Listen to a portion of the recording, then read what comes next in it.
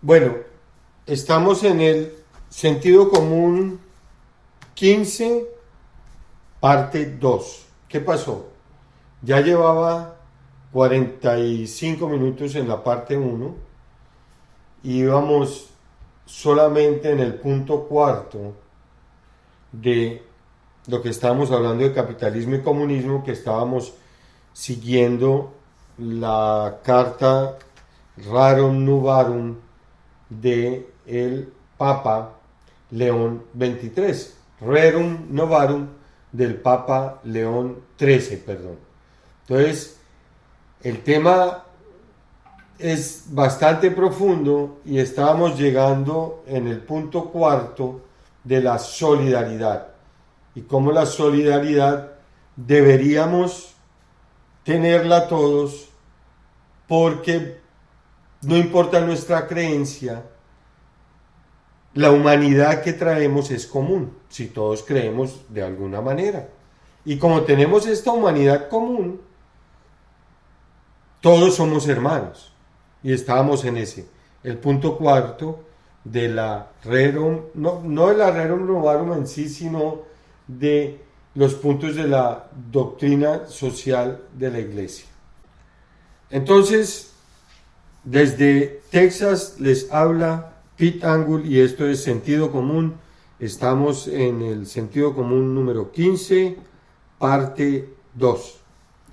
Y como todos saben, este es el más común de los sentidos, pero el menos usado.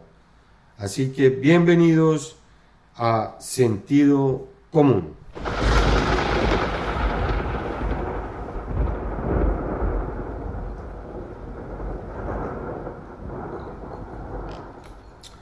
En la parte 1 iniciamos con dos frases, una de Jean-Jacques Rousseau y otra de Tomás Alva Edison.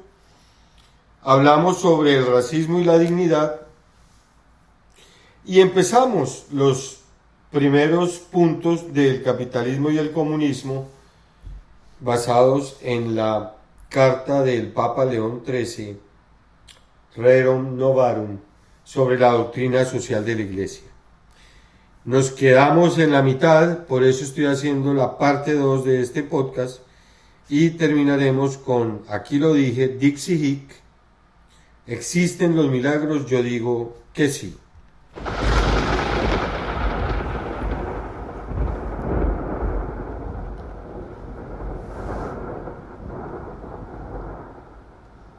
En este mundo lleno de ruido y confusión, Sentido Común es un podcast refrescante que rompe con lo normal y ofrece conversaciones diferentes. Exploro todo utilizando mi guía confiable, el sentido común. Son tomas imparciales y honestas, ideas, reflexiones, temas de mi interés, algunas anécdotas propias y algo personal. Así que si estás listo a deshacerte de tonterías, abraza el sentido común. Estoy disponible en todas las plataformas de podcast: Spreaker, Spotify, iHeartRadio, Amazon Music, Castbox, Deezer, Podcast Addict, GeoSam, YouTube y Apple Podcast. Así que suscríbete, no pierdas ningún episodio, danos like, comenta, reenvía a tus amigos y familiares. Esto es Sentido Común.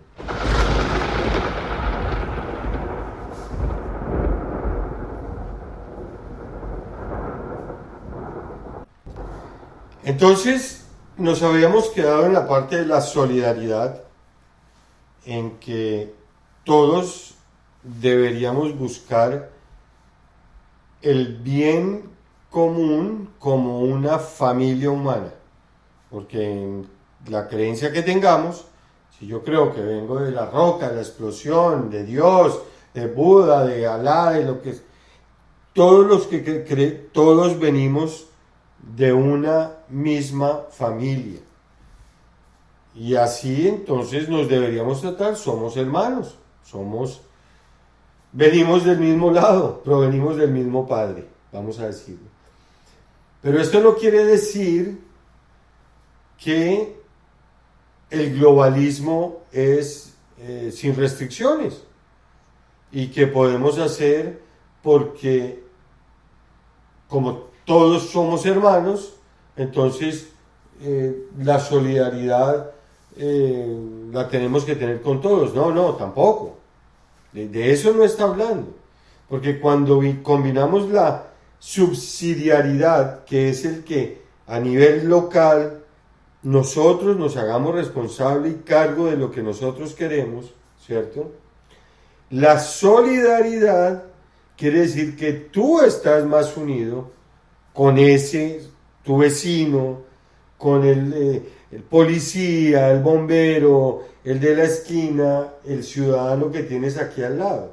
Y cada persona es tu hermano. Sí, las causas loables de ayuda están muy bien, pero lo que no ayudamos primero es en casa y no desarrollamos primero lo que tenemos aquí cerca, que es mi verdadero hermano, el vecino, aunque no lo veamos, es nuestro hermano, está aquí al lado, es igual que nosotros, en concepción, en naturaleza. Es más que tu hermano, ¿no? Lo tienes al lado todos los días. Entonces, ese solidaridad va con el subsidiariedad, que es en lo pequeño, solidarios, porque todos somos hermanos. ¿Ok? Quinto punto, importantísimo, porque en esta carta, cuando la envió el Papa, y sabiendo que en esos momentos aún más, aunque hoy todavía, pero aún más, lo que la iglesia decía o manifestaba era muy respetado y se seguía, dijo, quinto punto es dignidad en el trabajo. La dignidad del trabajo es, y esto sale de la primera de Timoteo de 5:18, capítulo 5, los trabajadores deben tener propiedad de su trabajo. O sea, son dueños de su trabajo. Sí, ellos que tienen sus horas de trabajo, su esfuerzo físico, eso es propio de ellos. Entonces, ¿qué pasaba? En el capitalismo y más o menos en los años 1850-90, se preferían los derechos de los dueños sobre los derechos de los trabajadores. Y sí, hoy nos damos cuenta que hay derechos de los dueños y hay derechos de los trabajadores. Pero como en ese momento se estaba desarrollando la sociedad como la concebimos hoy, los dueños del capital de alguna manera infringieron derechos de los trabajadores por lograr ese capital y no pensaron que entre más preservaran esos derechos de los trabajadores para su bienestar, mejor les iba a ir a ellos para preservar su capital. Entonces, ¿qué es lo que nos dice la doctrina social de la Iglesia? Que los dos tenemos esos derechos, el trabajador y el empleador, porque el trabajador es dueño del producido de su trabajo.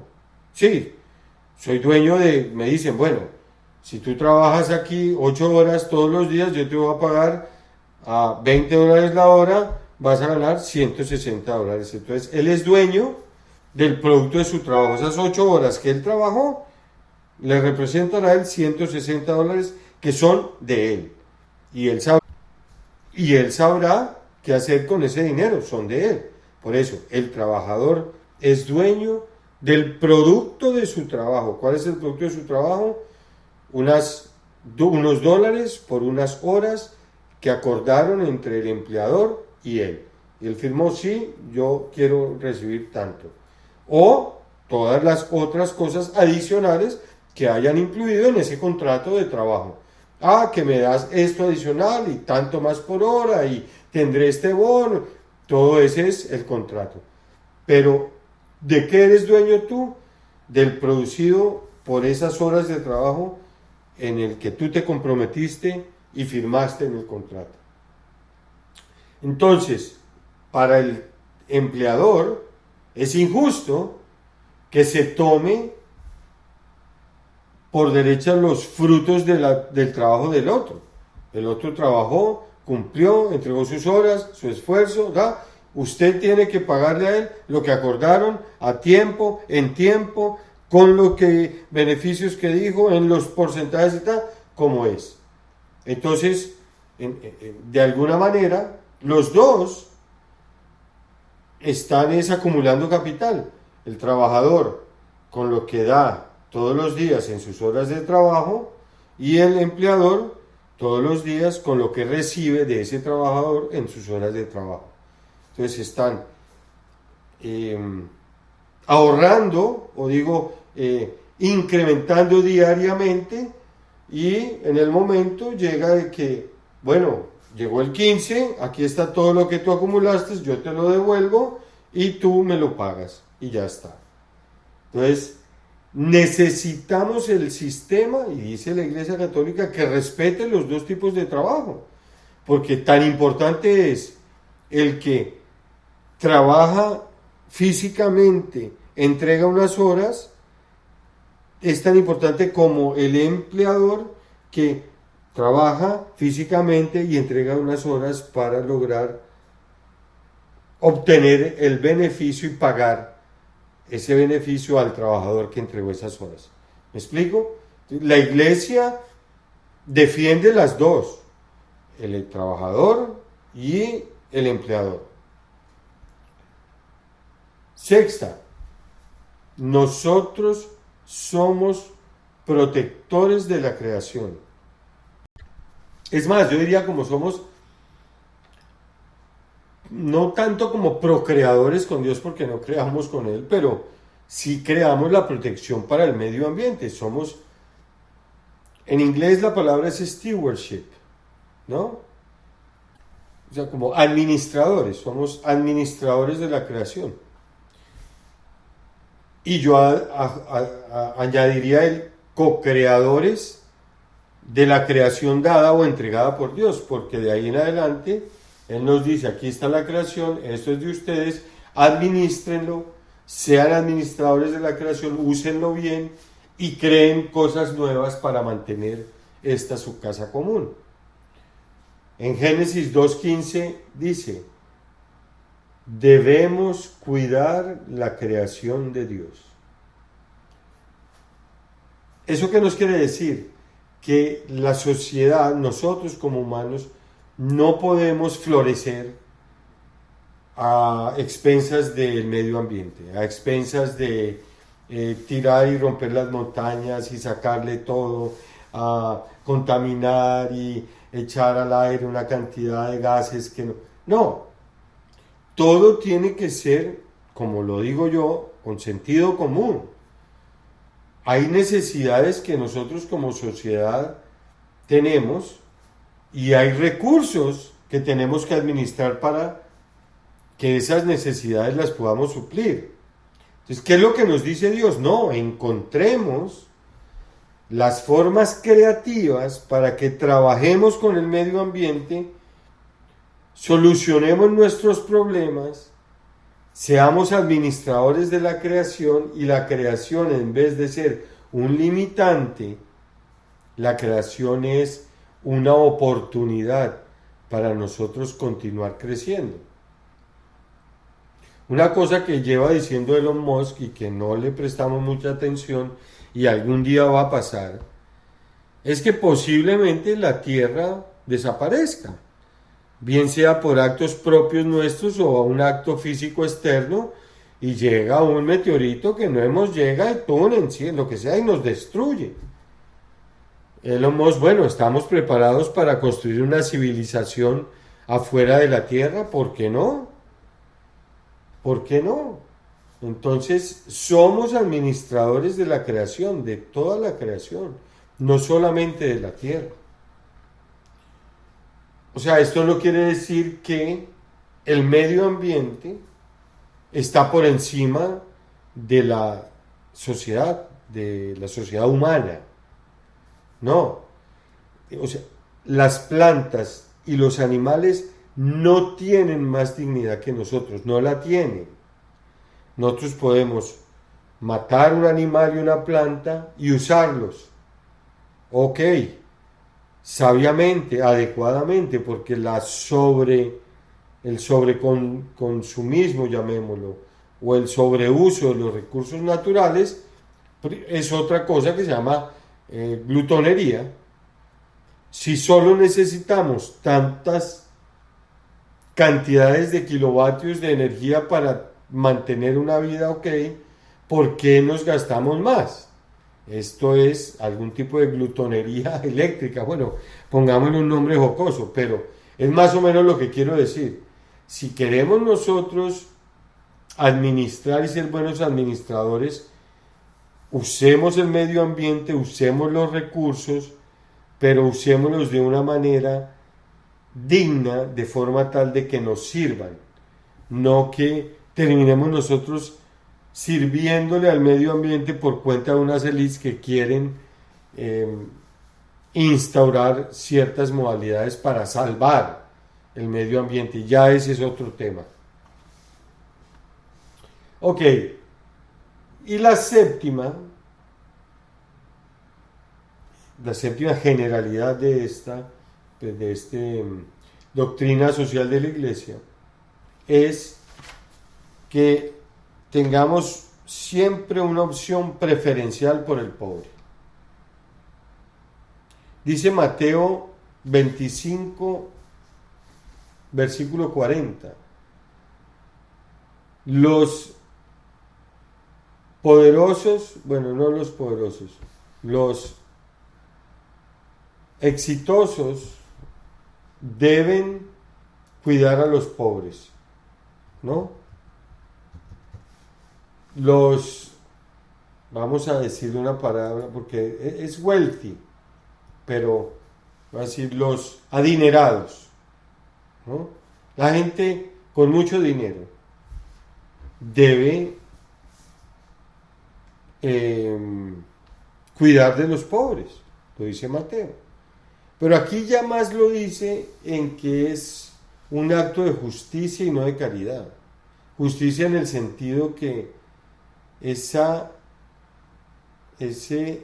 dinero en exceso que tenemos y que no necesitamos, las personas de bien que creemos en esta subsidiariedad, en esta solidaridad, no entenderían cómo su corazón no va a ayudar al que menos tiene cuando él ha sido beneficiado por muchos de estos mismos.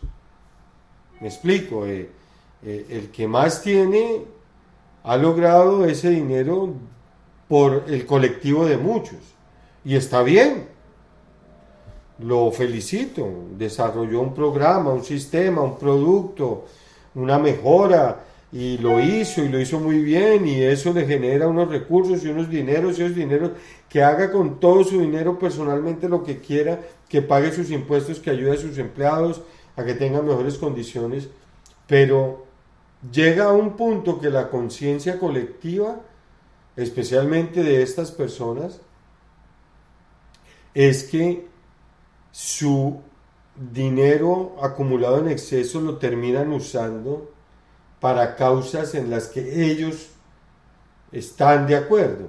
Y pues, obviamente no les pudiéramos decir que no, pero el que ellos estén de acuerdo no quieren decir que estén bien, y entonces terminan usando ese dinero en causas colectivas que nos quieren llevar a la colectividad del comunismo o el socialismo. Llegan ellos a un punto de tener tanto que se alejan de la realidad y vuelven nuevamente al sentimiento.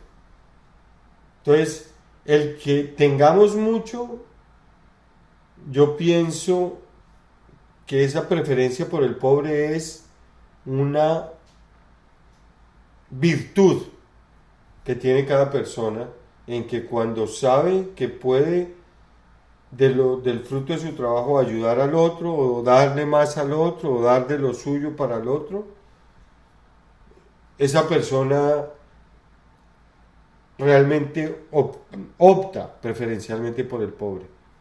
El que por tener mucho y pueda tener mucho pero no lo hace, es otro tipo de pensamiento, vamos a decir, es otro tipo de corazón. No es el corazón al que estamos acostumbrados. O sea, esto no quiere decir que que el que tiene pues le dé su dinero al gobierno o a las entidades de caridad. No, no, no. Estoy empezando nuevamente. Empecemos la doctrina social, la subsidiariedad al nivel local. ¿Qué tengo yo de más que a nivel local de verdad puedo ayudar a mi hermano? ¿No? Hazte cargo de los problemas a nivel local, porque cada vez que tú lo mandas a un lado donde no estás viviendo, donde tú no estás, como decimos, mirando fuera el tiesto. Entonces, ¿para qué? Nuevamente vamos a recapitular sobre estos principios de la doctrina social de la Iglesia, y que son críticos. Y cuando envió esta carta, el Papa León XIII se cuestionó realmente el sistema político de lo que estaba sucediendo y lo que estaba pasando.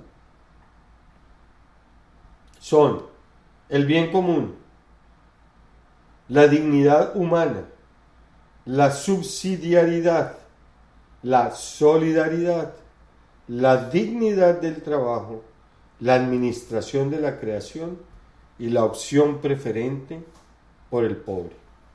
Esa es la doctrina social de la... Y quiero aquí ir un poco, que me gustaría profundizar más sobre la doctrina social de la Iglesia. Entonces voy a intentar expandirme directamente sobre las expresiones y las cartas, todo lo que se ha dicho, y específicamente sobre la doctrina social de la Iglesia. Esto es sacado de parte de Wikipedia y de la británica. Dice, es el conjunto de enseñanzas sociales que la Iglesia Católica llama a que cualquier cristiano o cualquier persona de cualquier origen, lugar, practique. Esto es fundado en el Evangelio, el Magisterio y la tradición. Eso se llama el compendio de la doctrina social de la Iglesia, y que en el Catecismo de la Iglesia Católica está definido, que es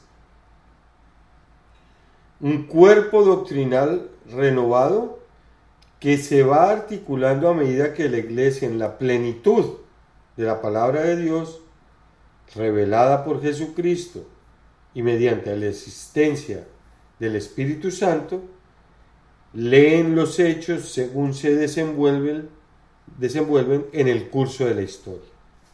O sea, es la doctrina social de la Iglesia, es continua, constante, ¿no?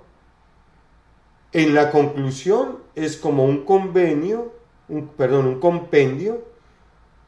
cuyo fin último es la construcción de una civilización del amor.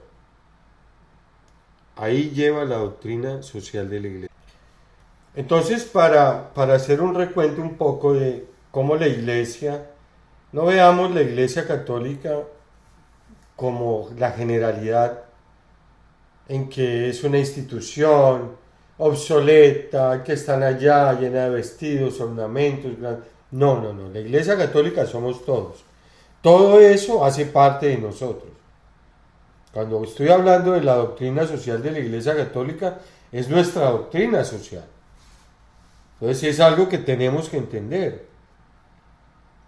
Y muchas veces los católicos somos catalogados elitistas, porque somos muy retóricos, y entonces mantenemos estas tradiciones y como que esto es muy rimbombante, pero no es así.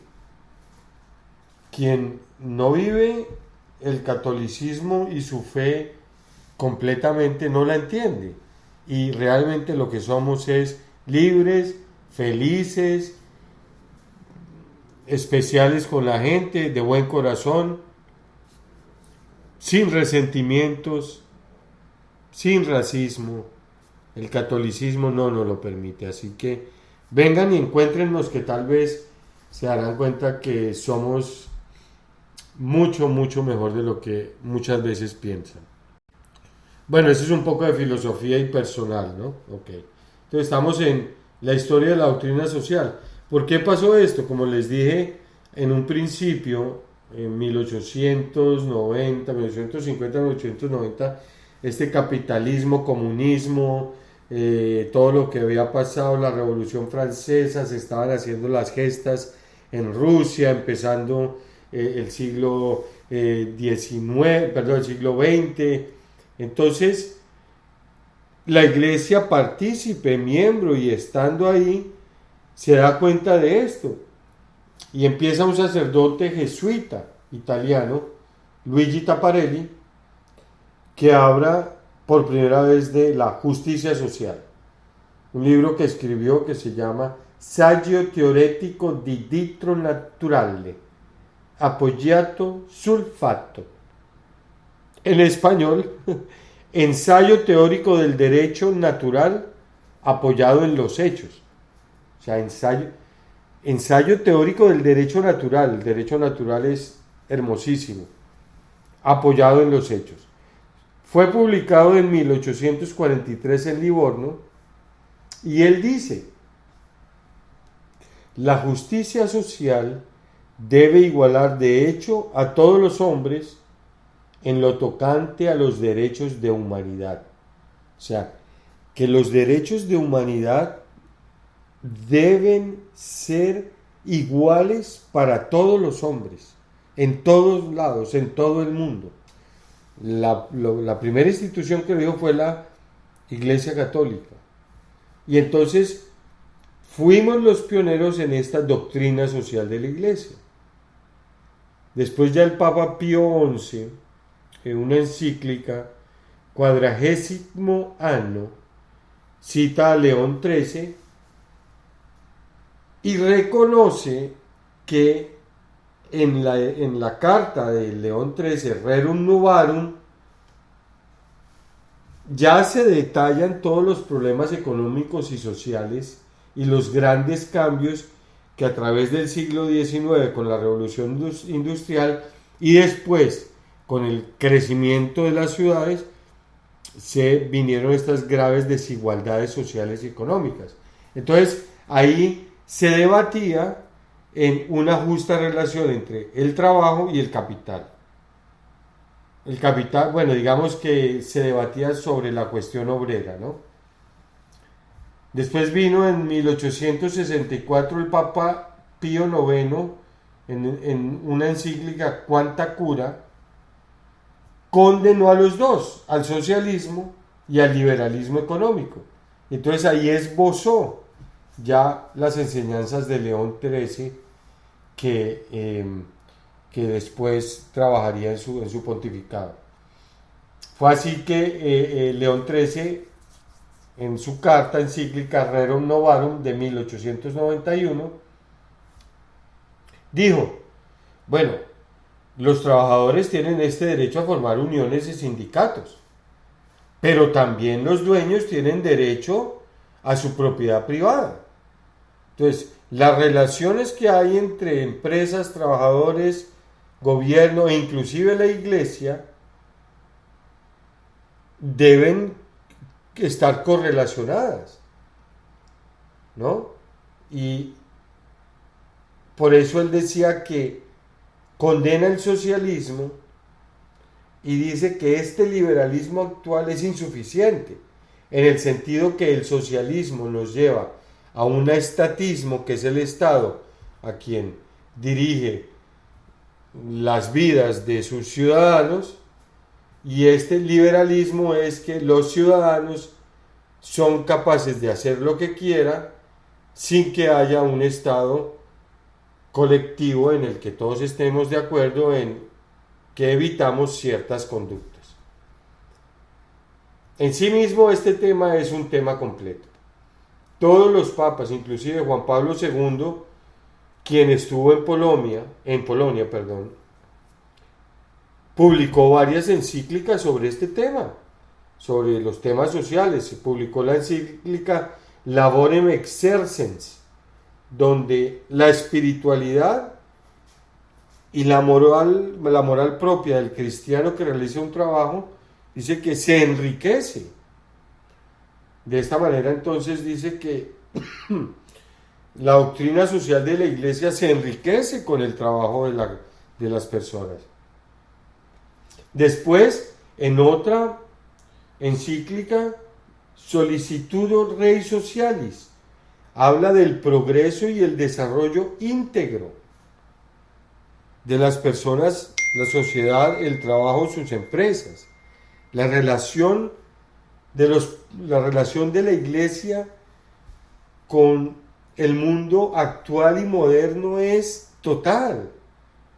Siempre ha estado ahí.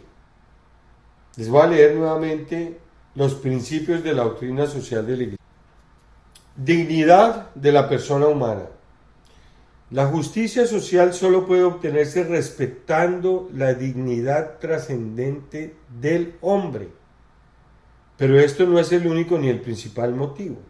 Lo que está en juego es la dignidad de la persona humana, cuya defensa y promoción nos ha sido confiada por el Creador. Entonces, cuando no estamos defendiendo la dignidad de la persona humana en su concepción desde el inicio de su vida hasta la muerte, eso estamos destruyendo la dignidad de la persona humana, porque termina siendo una cosa. Este está en el Solicitudo Rei Socialis, numeral 47. La primacía del bien común está en el inciso del catolicismo de la Iglesia Católica 1906, dice: el bien común está siempre orientado hacia el progreso de las personas, o sea, que el orden social en donde existimos y el progreso siempre debe estar subordinado al bien de las personas y no el contrario, que por el progreso nosotros, las personas, estamos subordinados a la justicia, al Estado, a lo que nos digan. No, es al revés. El bien común es el bien de las personas. El destino universal de los bienes y la propiedad privada. Dios nos ha dado la tierra y nos ha dado estos bienes para beneficios de todos. Entonces, cada persona va a tener un acceso al nivel de bienestar de acuerdo a su pleno desarrollo. Entonces, esto quiere decir que, sin importar los diferentes contextos sociales o culturales, no para todos está todo y no todos tenemos derecho a todo lo que está. O sea, el derecho a uso de la tierra y de los bienes, si bien tiene que ser de una forma equitativa y ordenada, no excluye el derecho a la propiedad privada, para nada. Lo que es tuyo, has trabajado, lo has comprado, has distribuido equitativamente, has pagado tus impuestos, has creado, ¿por qué? Es propiedad privada, y la doctrina social de la Iglesia nos destina que hay un destino universal de los bienes generales y hay un destino para la propiedad privada de aquel que hace bien con su trabajo y su propiedad. Bueno, está el principio de subsidiariedad, que ya lo hablamos, que es nuestra comunidad, nuestros individuos aquí, nuestro entorno, lo más cerca, eso. La participación social, que esta participación social es relacionada con la subsidiariedad, que participamos socialmente, ayudamos y apoyamos, empezando por casa. Tenemos una cultura de la vida y la calidad de esta vida, y la cultura de la vida es desde su concepción hasta el fallecimiento. Defendemos esa cultura porque nosotros estamos llamados, no importa de dónde vengamos, de acuerdo a la creencia, pero estamos llamados a que tenemos una dimensión más allá de esta existencia terrenal. Para los católicos, nosotros participamos en la misma obra de Dios, estamos participando en su creación. Entonces, esta vocación, yo la llamo sobrenatural, dice que la grandeza y el valor de la vida humana se manifiesta en esta fase temporal, porque no sabemos cuánto vamos a estar acá. Esa cultura o esa calidad de vida que le impregnamos nosotros es mientras estemos aquí. Este está en el Evangelium Vitae, es una encíclica de la Iglesia Católica. Y finalmente, la existencia de la ley moral. Juan Pablo II en el Centésimos Annus nos decía que si no existe una verdad última, la cual guía y orienta la acción política, entonces, ojo, si no existe una verdad última, la cual guía y orienta la acción política, las ideas y las convicciones humanas pueden ser instrumentalizadas fácilmente para fines de poder. Claro, cualquiera puede ser el rey, cualquiera puede decir yo soy el que sé la verdad, cualquiera puede con su retórica confundir y decir que yo soy el que tiene la verdad última.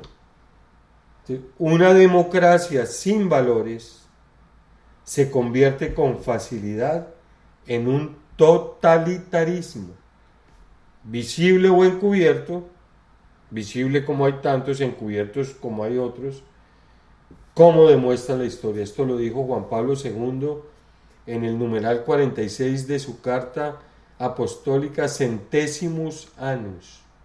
Si no existe una verdad última, Dios, la cual nos guía y nos orienta, entonces todas las ideas y todas las convicciones humanas pueden ser instrumentalizadas fácilmente.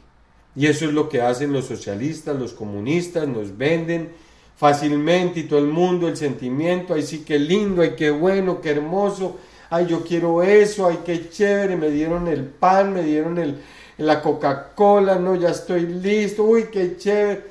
No es verdad. Nos están vendiendo una facilidad que no existe y no tenemos valores después y vamos a hacer muy fácilmente. Porque ¿qué es lo que pasa después cuando tengamos hambre? Ante la menos o más pequeña migaja de pan, vamos a estar diciendo que sí. Entonces, esa ley moral que nos quieren vender no existe tal. Tiene que haber una verdad última que nos guíe y que nos oriente para que las ideas y las convicciones que tenemos no las puedan cambiar y no nos puedan, como una vireta del viento, nos vayan llevando de un lado para el otro. No, tenemos que tener esas convicciones firmes. Por eso, si tenemos la existencia de esa ley moral, que es la ley natural, la ley de Dios, muy difícilmente estos con ansias de poder nos van a poder hacer lo que ellos quieren. Bueno, ya llegando al final de este podcast 15, parte 2, vamos a ponerle un poco de suspenso. En la sección Dixie Hick, aquí lo dije, ¿existen los milagros o no existen? Yo digo que sí existen. Es más, yo he experimentado milagros en mi vida. Alguien podrá decir que no, pero yo personalmente, en momentos de mi vida, han sucedido cosas extraordinarias por fuera de lo normal, que bueno, si alguien le pone razón, le encontrará algo, pero para mí fueron completos milagros. Entonces voy a dar una historia de un milagro verdadero. Este es un post en X de Drago Dimitrov. Su cuenta es @Drago Dimitrov. DRAGODIMITROV.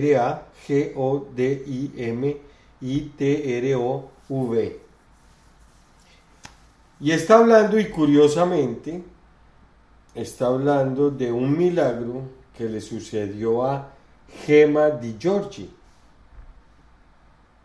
Y este milagro sucedió en un encuentro que tuvo ella con el padre Pío de Pietrelcina.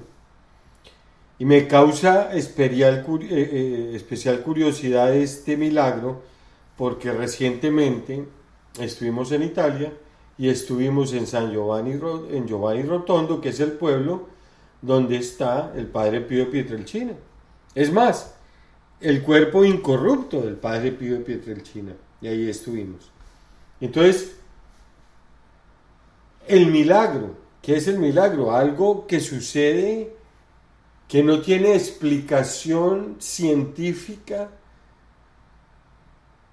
en el momento en que ocurre con los métodos que se obtienen o que se tienen en ese momento. No hay manera. Es completamente extraordinario, por fuera de la capacidad humana, entender por qué sucedió. Este es un milagro. Entonces este milagro, Gemma Di Giorgi. Resulta que Gemma Di Giorgi nació en Sicilia y nació con una condición muy rara, que no tenía pupilas en sus ojos. Entonces era ciega. Si tú no tienes pupilas, no hay foco en el ojo, no ves, es ciega. Bueno, los doctores en esa época, 1939, estaban completamente asombrados y pues la familia devastada que su hija había nacido y que era ciega. Pero su abuela nunca perdió la esperanza. En 1947, o sea, a los 8 años, 7 años, la abuela de Gemma, cuando tenía 7 años, le dijo: no, yo estoy convencida de que lo que tiene se puede curar y quiero llevar a mi nieta a ver al Padre Pío. Que no, que el Padre Pío es un fraile capuchino que se le conoce porque tiene una espiritualidad muy profunda y sus sanaciones milagrosas. Así que la abuela insistió y finalmente logró llevar a Gemma a donde el Padre Pío. El momento fue muy corto, dice el relato, pero algo completamente extraordinario pasó. Se reunieron, la abuela le dice al Padre Pío: mi nieta es ciega, no tiene pupilas, no ve, no sé qué pasa en ese momento, fue muy corto, y ella se empieza a ir con la nieta. Y de repente un grito. Entonces el Padre Pío que le está diciendo: por favor, que la niña no llore o empiece a sacar las lágrimas y a llorar mucho. No, ella ya puede ver, cuidado.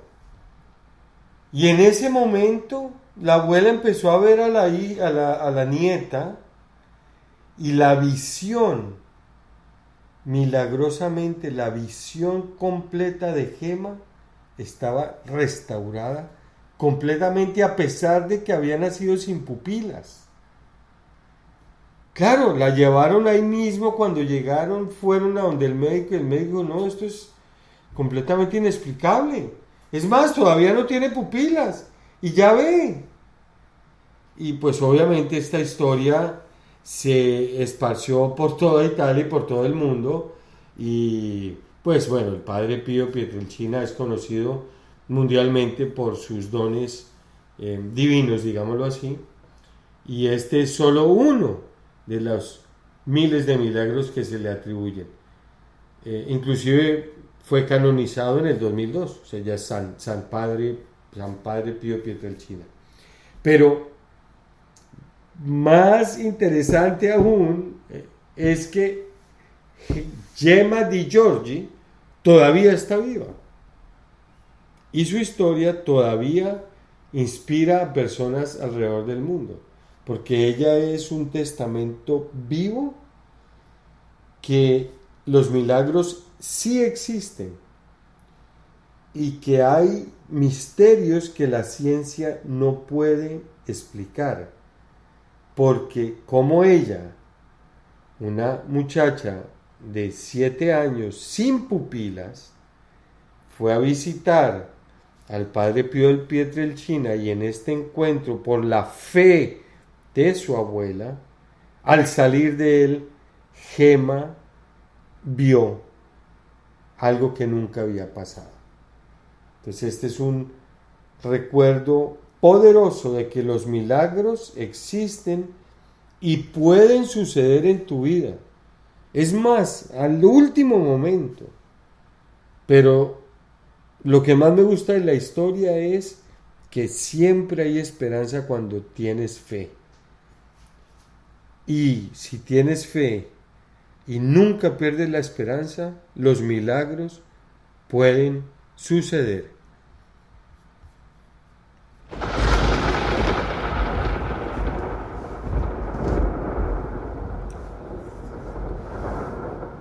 Gracias por acompañarme en esta parte 2 de Sentido Común número 15. Así que suscríbanse, no se pierdan ningún episodio. Dales like, comenta, reenvía a tus amigos y familiares. Y ya sabes, sentido común, el más común de los sentidos, pero el menos usado.